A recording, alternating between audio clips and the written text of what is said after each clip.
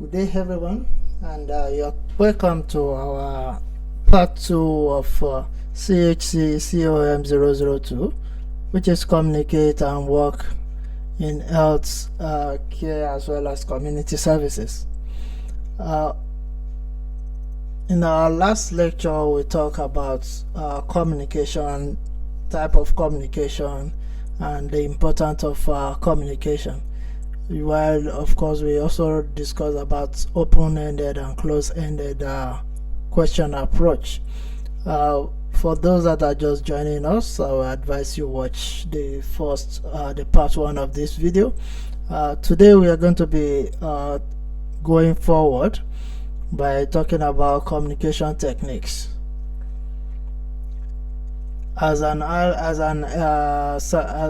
individual support worker, we have different techniques that we can make use of when we want to gather information or when we are relating with our client. One of them is motivational interview. MI is a collaborative, personal-centered form of guiding to elicit and strengthening motivation for changes. What do we mean by this, and how do we do this? It gives us opportunity to be able to actually motivate our clients, for them to talk to us more, for them to be to feel that they are listened to. It gives them opportunity to empower them and give them a sense of ownership to their recovery if they are in that situation, or even give them opportunity to hone up to their plan or to their care plan. It is a particular kind of conversation about change. For example, during counseling, therapy, or consultation, we can use this particular type of interview to get appropriate information and for them to be able to actually collaborate with us and give us what they believe can work well for them. Just as I said, it gives them some level of autonomy. While a corrosive approach pays little attention to people, their ideas, and their needs. In any way, we don't want to be in this kind of situation. We should try as much as possible to avoid following this part of approach when we are trying to gather information, or when we are trying to collaborate, when we are trying to talk and engage with our clients. Change and implement a relative mechanism way. A corrosive is not collaborative in any way, and this is not a desirable option for us to use. It's also some kind of force your own decision on people. And as a support worker, as an individual worker in an aged care, we try as much as possible to avoid this, because it does not really portray, and it does not portray who we are, and it's lack of respect for even your clients, as well as it can really create a lot of problem in future. So when you are supporting your client, use the motivational interview skill or communication technique rather than the corrosive approach. The corrosive approach and the MI, which is more of collaboration, while the corrosive is some kind of confrontational. So collaboration is a process of two or more people or organization working together to realize a shared goal. So when we are using this part of techniques, we can think about when our client is a personal-centered. When we are talking about personal-centered approach, personal-centered approach is when different healthcare providers come together to provide the service for an individual. And when they are providing this service, the main goal probably is for that particular client to be able to work again after injury, or after they've spent some days in the hospital, they to be able to actually go back home and feel much more strong, or much more able to do what they used to do in the past. So collaboration with all the stakeholders will be needed. Collaboration is very similar to cooperation, and both are most of the time used most of the time they are used both are an opposite or competition. E.g., therapists working together with an individual to reach a solution, and does not necessarily mean to agree with everything the client says. So in any situation we meet ourselves, if your client actually said that this is exactly what their goals are, of course, as a specialist in your field, you have the responsibility and duty of care to provide appropriate information that will enable them to achieve those goals in a safe manner. If presently what they are asking for is not safe enough, then you can collaborate with them, you can share enough information for them that will give them idea from a professional point of view, and let them see the reason why they should actually do something. They should actually go ahead and do that particular thing in a safe manner, rather than what they are intending to do it the way they are intending to do it now. And when we are talking of collaboration, we should try as much as possible. Collaboration does not involve being antagonist towards your client. So if you identify that you are collaborating with them, they will know that you guys are a team and you are coming together to achieve a goal.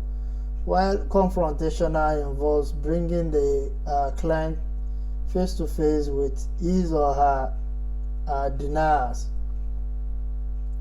discrepancies between feelings and behavior, or unpleasant realities. Confrontational involves describing behavior and one's reaction that the behavior is not good enough, clarifying and exploring issues in conflict of substance or rationale. The nature and the strength of parties' interested needs and concern, as well as disclosure of relative feelings. Confrontational is not the right way to actually go by when we are working, or when we are trying to support our clients, because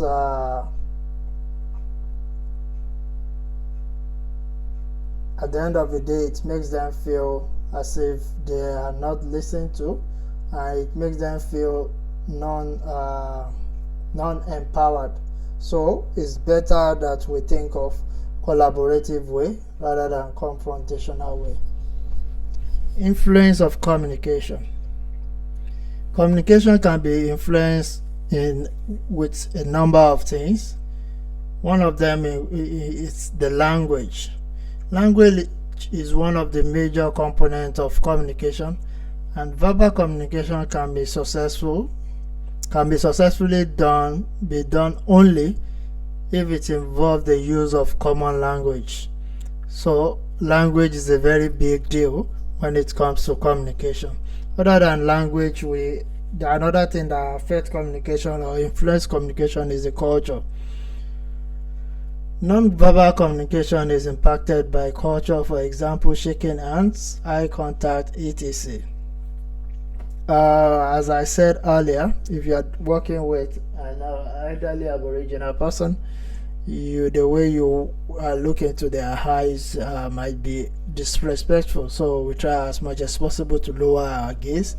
While some of us, due to the background, shaking an elderly person might also be some kind of disrespectful. Other than the language, culture, religion also affect the use the communication, because it affects the use of words in sharing ideas. Emotional states, the tone of voice, the pitch may also affect may also be affected by the emotional states. So this can also influence how people actually interpret or how they communicate. Disabilities, speech disorder, mental health issues, impact and effective of communication, as well as issues with health. Ill health may have negative effect on communication. And last but not the least, age. Use of jargon will depend on the age. Just as we are now, if we are talking among ourselves, we are, let's say, in the same age group, if we use a particular tone of voice, if you use a particular jargons, we can easily relate with it, rather than when you are talking to an elderly person or even someone that is not in the same category like you. So using the right language for the right age group is very, very important. Communication can only be effective when we think about the barriers and when we resolve all the issues that has to do with this particular barrier. Some of the communication barriers include the social and cultural barrier. Under social and cultural barrier, we can say that the use of jargons, just as I've said earlier, language different, and difficulties in understanding unfamiliar accents, expectation and prejudice, which may lead to false assumption and stereotyping. These are some of the social and cultural barrier associated with communication. Also, there is emotional barriers. Emotional barriers and taboos. Some people may feel it is difficult to express their emotion, and some topic may be completely off limits or taboo when you are discussing with some people. So these are examples of emotional barrier. Lack of attention, interest, distraction, irrelevant to the receiver.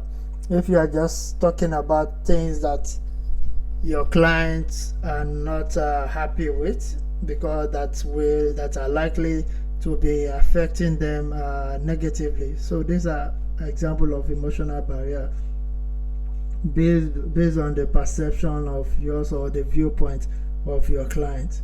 So whenever you are discussing, whenever you are planning to have the right conversation, try to understand that the person you are dealing with know what is it that they value, and know what is it that they believe is appropriate for them. Other than the emotional barrier, we have the physical barrier. Communication relating to physical barrier can be physical disabilities such as hearing problem or even speech difficulties. Physical barrier of non-verbal communication, example is not being able to see the non-verbal clue, gesture, or even the body language.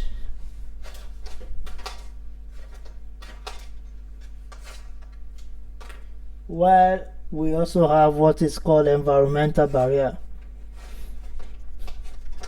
All these barriers needs to be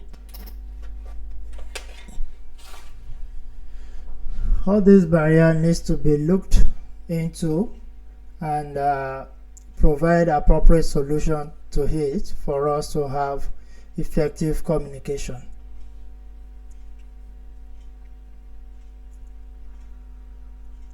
Line of communication. The line of communication between the organization and other service could be via different staff members using their telephone, email, webinar, conference, etc.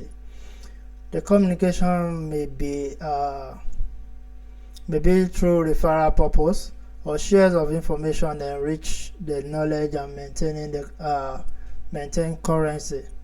So line of communication in our part of job, of course, as an individual support worker, might be through referrals from the hospital or even other facilities with regards to your client that is coming into your care. So communication as a support worker or as a care worker. As a care worker, we communicate, of course, with our colleague, the client, their family, and our supervisor more majorly. And if there is anything out of our scope, the next person we need to talk with is, of course, our supervisor.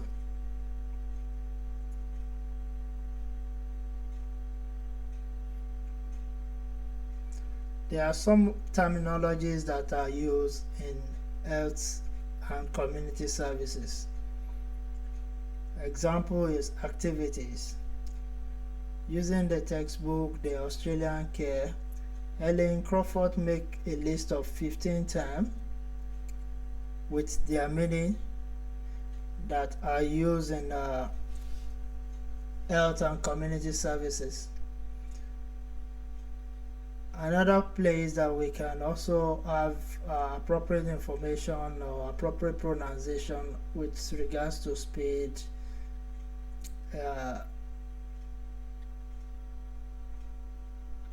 can also be seen in the attachment of this particular video. So I would advise the student to take their time to watch this video and get familiar with the grammar, the speed, the pronunciation that is expected or that are most likely to be running into while we are working as a care worker. There are complex situations. When we talk about complex situation, it depends on what is going on or what exactly the client sees as complex or what exactly the facility relates to as complex. Before a complex situation happens, there are a lot of early signs that we can use in identifying or that we can use in understanding that a particular situation is about to get out of hand. Some of the signs with regards to complex situation is misunderstanding, anger, frustration, confrontation, conflicts, breakdown in communication. All these are some of the things that can lead to complex situation when it comes to communication. So if you happens to witness this, what exactly should you do? As a care worker, our responsibility is to report straight to our supervisor. Communicate to diffuse, avoid or resolve the situation within your work boundaries is also very important. If you are capable and you believe you can handle it, yes, please go ahead. But if you are unsure, please allow your supervisor to handle it, and afterwards you document appropriately. Communication being the key as a legal and ethical consideration, particularly when you're working in this industry. There are some of the legal and ethical consideration that is expected of you when you are gathering or when you are even supporting your client. Some of them include the privacy and confidentiality, which involve you gathering information of your client and not disclosing to others without your client's consent. Discrimination is when some people are racial, when discriminating against their race, religion, or otherwise. Duty of care is very important because it makes sure that you look after yourself and the people you are working with. Mandatory reporting also is a very important part of written information or written communication that we need to report to appropriate authority if there is elderly or even child abuse. Translation is can be used when we are working with people, or when we are working with clients that we don't really understand what they are saying. We can use translation support. Consent is getting the client to understand and to give their authorization before you do anything. Work role boundaries is very important. It's just let you know what is it that you are expected to do and know what are your limitations, and always abide by this. Breach of standards. Just as we said, the legal and ethical consideration that needs to be followed. If any of this is breached, then there will be a consequence for that. So some example of breach of standard is using faulty equipment or having unskilled staff to actually support your client, neglect or elderly abuse. This is very, very inappropriate. So I would suggest, can you think more of any other examples? If you can, please try to list maybe like 2 or 3 more. In case of breach of standard by support worker or any of their colleagues or the client, you must we are expected to notify our supervisor immediately if we witness any of this. Source of information in health and community service include the policies and procedure that the organization has put in place, bulletins, newsletters, networking, conferences, seminars, and brochures. This and more places that we can gather or we can get our information from. Other than this, we can think about the government agencies as well in order to get appropriate information and maintain what is required legally. And this is where we are going to call it a day today. Thank you very much for your time, and I will see you next time. Thank you.